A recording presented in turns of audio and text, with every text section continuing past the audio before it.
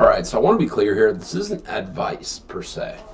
I try not to give I do give advice, but this is something that I'm not really looking to. I'm not sure my opinion is strong enough to really give advice on this, but here's my take. Okay, I'm gonna talk about two things. I'm gonna talk about college, and then I'm gonna talk about careers, in particular, programming. Okay, so in the question of college, I'm going to tell you what I'm going to do with my kids. Now, my kids are very young. I have two kids. Hopefully, I have a few more. But they're very young. I think there's a good chance that if this country still exists, college won't really be a thing, which would be kind of a good thing, right? College is stupid, right? College was supposed to be and should be, right? Something for something for rich kids, right, and artists. Okay, that's where your liberal arts degree goes, and then for hyper specialization, right? So doctors and engineers, right, and that type of stuff. The amount of people who have art degrees, there's I don't know, 1,000x what there should be, right? Probably way more than that, actually. Probably way higher than that. But so college generally is just a scam. It's not a hot take or anything. I think everybody kind of knows that at this point. But would I send if my kids were 18 right now, here's what I would do. Okay.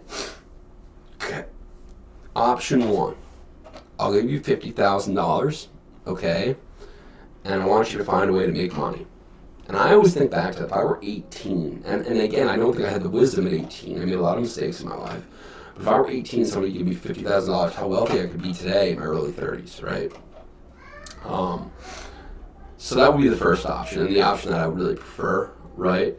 Now, option two would be they can go to college if it's free, okay? And option three would be they can go to college if they're interested in a hyper specialized field, right? And yeah, I guess that would kind of be part of option two because I wouldn't, yeah, it would still have to be free, right? I'm not having my kids pay to go to college. I'm not paying for my kids to go to college. All you would make that 50,000, 100,000, whatever it is, right? Well, there's a limit for me, unfortunately, but yeah, it's let's say 75,000, right? So, and then I want to discuss, just kind of related to this, because although I didn't study CS in college, most of my friends in college did, and I think I always regretted it at the time, but I have kind of a different take today. And again, I'm not suggesting that you shouldn't study CS. In fact, I would think if you're in college, when I was in college, I was part of the tech groups, and we would always hear you don't have to study CS, and you can just learn how to code on your own. And that's kind of true because I did sort of learn how to code on my own, but I actually think there's a lot of value in learning principles, right? Learning first principles, and it can help you as you grow at your craft because I got to a point where I could create a website and I could do some, an interactive, a real website, right? With a bunch of JavaScript and some I don't know, PHP, right? But I didn't really know what I was doing. Okay, so I think the CS degree does help you kind of understand what exactly you are doing, right? And why you're doing it. And then also it'll be easier to transition to other programming languages. Anyway, my take, and I would say this is sort of a hot take, but let's just go back to when I was younger, right? Let's say the early 2000s, okay? I was maybe 13, 14, right? So in the early 2000s, you could make a lot of money designing websites for people, right? And the thing is, you had to know HTML, you had to know CSS, and you generally had to know PHP, maybe a bit of JavaScript, maybe not even, actually, depending on the website, right? But you could make good money doing that. I had friends who did it, okay? So the thing is, that space is done, right? You can still make some money doing it, but it's you don't even need to know how to code to do it, right? Literally, at this point in my life, I can't write it. I can do HTML and CSS, but I could do it very easily, right? There's just really awesome drag and drop website builders, right? They're really good. I know we can talk shit about all of them, but for Nana's Bakery, Wix is great, right? Does a good job. I have one of my businesses that runs on a Wix website, and I'm not even ashamed. I'm not, because it's just easier, right? Like I didn't want to. It's whatever. I'm not going to get into it here, but so like what's going on there though, right? So what's going on there is the computer is writing the code, right? Because obviously there still has to be code for the site to run and for the site to look a certain way. So basically you have a computer that's trained to write this code when you just kind of apply the logic to it, right? Or just the design elements to it. So a lot of times it's not even logic. So that's like one step, right? So now it's like really difficult, if not impossible, to like make money doing that. Something that you could have made money maybe 15 or 20 years ago, right? So then go to like more like interactive websites, right? Like let's say like a functioning application. Okay, so like yeah, you can definitely still make money making those, right? Doing that type of stuff. But like there's now like look at bubble.is.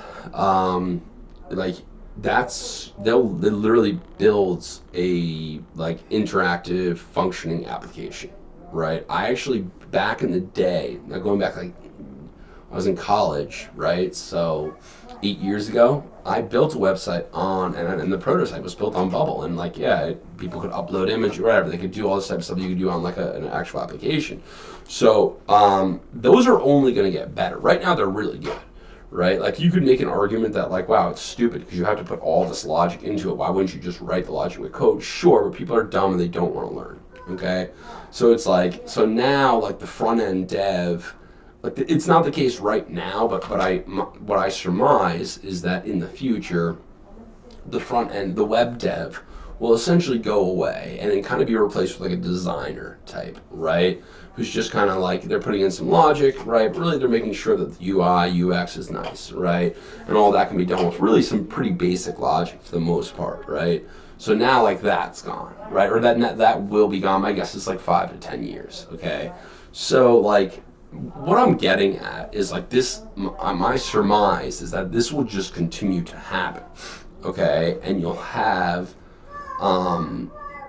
less and less opportunity for developers, right? You're basically going to have a situation where like mega brains, like giant brains, will code computers, right, to write all of this other code that like is currently being coded by people. So like again, not advice, but like what are the implications for that if you're pursuing a degree or a career in programming? And I will say this, I could have, when I was getting out of college, pursued a career. Now I couldn't, right? I'd have to learn a bunch of stuff again, but I could have. I had the base skill to do it, and I had this thought back then, and that's why I didn't do it, and definitely don't regret it. And although, yeah, I probably could have gotten maybe 20, I still have like a 20-year career, I still think it was the right call because you can make a lot of money doing other stuff. But look, that's all I got. Thanks for listening.